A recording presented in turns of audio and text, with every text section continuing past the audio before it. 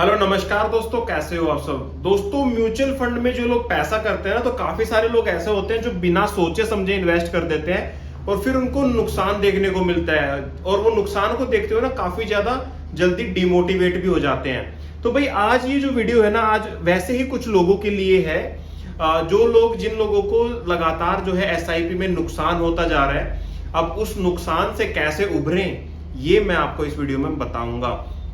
तो दोस्तों, जो लोग एसआईपी करते हैं ना, उनको जनरली लॉस किन में देखना पड़ता है, जो इक्विटी म्यूचुअल फंड में इन्वेस्ट करते हैं। जिन लोगों ने इक्विटी म्यूचुअल फंड में इन्वेस्ट किया होता है, तो मार्केट जैसे ही डाउन जाती है तो वो पैसा भी उनका डाउन जाता है, क्योंकि इक्विटी म्यूचुअल फंड जो है ना, वो मेनली जो है मार्केट से, शेयर बाजार से, स्टॉक मार्केट से जुड़ा होता है। जैसे ही स्टॉक मार्केट में अप डाउन होंगे, वैसे ही आपके म्यूचुअल फंड में रिटर्न्स भी अप डाउन होंगे। तो भाई सबसे पहले तो कुछ ऐसे चीजें बताऊंगा जो आपको इसके अंदर करनी है और क्या चीज नहीं करनी है। ये दोनों चीजें मैं आपको बताऊंगा। अगर आप इनको फॉलो करोगे तो आपका जो नुकसान हुआ अभी तक वो भी कवर होगा और आपको अच्छी रिटर्न्स भी देखने को मिलेंगी। तो सबसे पहले मैं आपको बता देता हूं, सबसे पहला जो आपको काम करना है वो करना है भाई, अगर आपने म्यूचुअल फंड में, इक्विटी म्यूचुअल फंड में पैसा लगा रखा है, तो उसको सबसे पहले तो डिसाइड किए कि आप थोड़ा सा लंबे समय तक उसको रखेंगे। दूसरी चीज आपको क्या करनी है, आपको मार्केट रिसर्च भी आपको करनी पड़ेगी कंटिन्यूअसली। जो चीजें, जिन जिन चीजों में, जो पता है इक्विटी म्यूचुअल फंड के अंदर ना कुछ कंपनीज होते हैं, उन कंपनीज का एनालाइज कीजिए। ठीक है, अलग अलग कंपनियों के इक्विटी म्यूचुअल फंड का एनालाइज कीजिए। उसमें देखिए कौन सी कंपनी के इक्विटी फंड जो है अच्छा परफॉर्म कर रहे हैं, और उनके अंदर आप उनको धीरे धीरे स्विच कर सकते हैं। एकदम से स्विच नहीं करना है, ठीक है, धीरे धीरे। दूसरी चीज क्या करनी है, इसका टाइम ड्यूरेशन बढ़ा दीजिए, कम से कम 4-5 साल के लिए रखिए।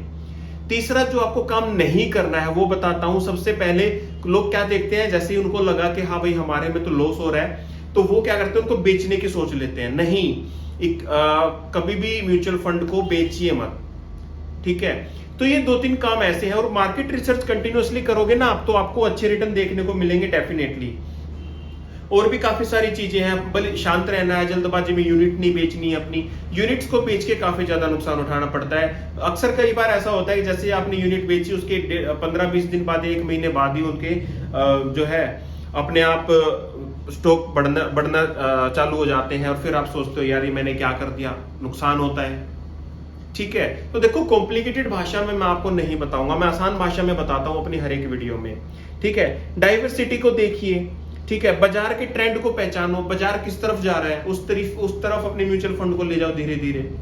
ठीक है, कई बार क्या करते हैं लोग, देख लिया भाई, जैसे मान लो कोई ए नाम की कंपनी है, उसका म्यूचुअल फंड में उसको लॉस हो रहा है, ठीक है, तो वो क्या करता है, जितने भी अपना वो होता है ना, सबको स्विच कर देता है दूसरी कंपनी में।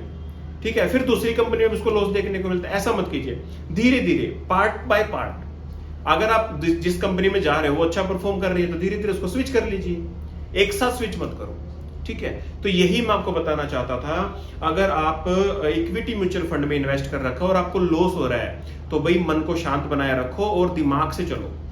इक्विटी म्यूचुअल फंड काफी अच्छा रिटर्न देते हैं अगर उनको अच्छे से चलाया जाए तो, ठीक है, लेकिन लोग बिना सोचे समझे डाल देते हैं, किसी के कहने पे डाल देते हैं, और वो फिर वो लॉस का सामना उठाना पड़ता है। या फिर कोई जो उनका यार दोस्त होगा, किसी कंपनी में काम करता है, वो अपनी कंपनी में अपनी सेल दिखाने के लिए बता देता है कि आप यहाँ से म्यूचुअल फंड खरीद लो। ऐसे मत करो, अपना दिमाग लगाओ, अपना एनालाइज करो। ठीक है, तो इस तरीके से आप जो है काम करोगे, तो आप इन्वेस्ट करोगे तो आपको ज्यादा बेनिफिट होगा। बाकी मैं आपके फायदे के लिए वीडियोस तो बनाता ही रहूंगा। आप चैनल पे जुड़े रहिए, चैनल पे नए हो तो चैनल को सब्सक्राइब जरूर करना, वीडियो पसंद आए तो वीडियो को लाइक जरूर करना। आपसे मिलता हूं अगले वीडियो में, तब तक के लिए जय हिंद।